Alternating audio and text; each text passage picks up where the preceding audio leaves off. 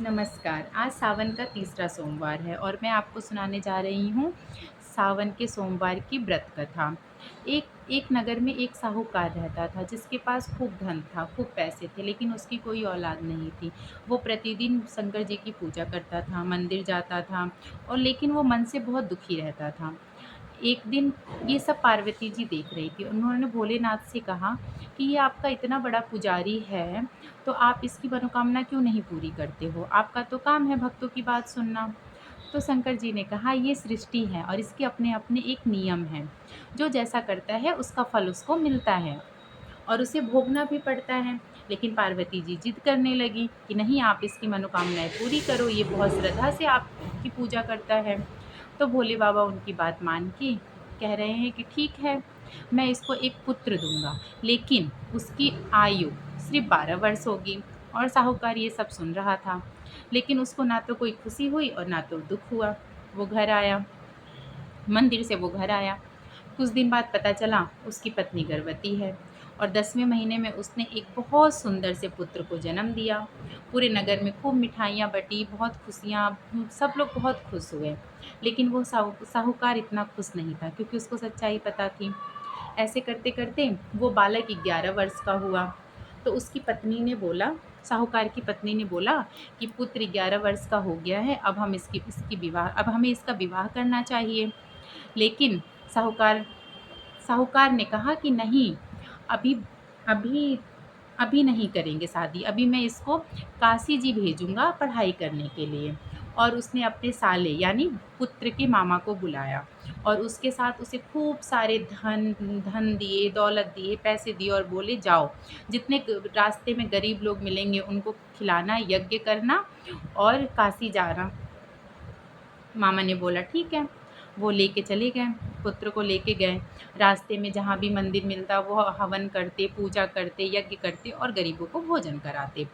ऐसे करके एक शहर में पहुँचे, जहाँ एक राजा के पुत्र की शादी थी किसी राजा की पुत्री से। लेकिन वो राजा का पुत्र काना था और कि वो डरता था कि अगर इसको पता चला कि राजा को पता चला कि मेरा पुत्र कान्हा है, तो उसकी शादी में कोई विवाद ना हो जाए और राजा राजा जो लड़की लड़की के जो माँ-बाप हैं, वो शादी के लिए मना ना कर दें। तो फिर उसने इस लड़के को देखा, जो ये बहुत देखने में बहुत सुंदर था। तो इसने कहा, "क्यों नहीं, कुछ रस्में जो शादी की कुछ विधि होती है, हम इस लड़के से ही करवा लें।" फिर वो उसके लड़की के मामा से मिला, मामा मान गया। तो फिर जैसे बारात तो आ गई थी, तो जो दरवाजे पे जो रस्म होती है उस लड़के के साथ उसने कर दिया।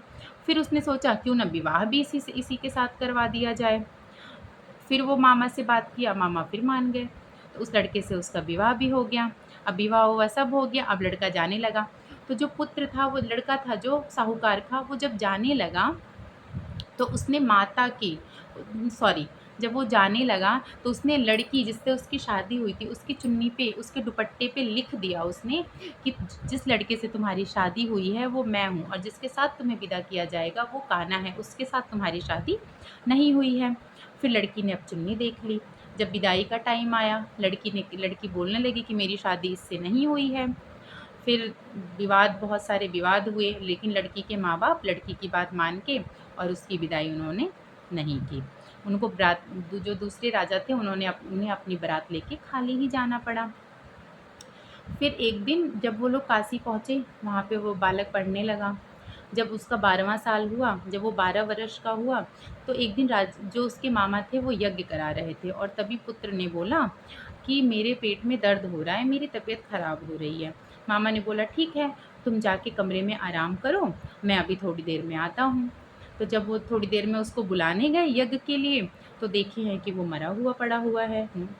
फिर अब वो क्या करें, बाहर यज्ञ चल रहा था, अगर वो रोते तो यज्ञ रुक जाता। फिर उन्होंने उस लड़के को उसी हालत में छोड़ के वो यज्ञ पूरा करने गए।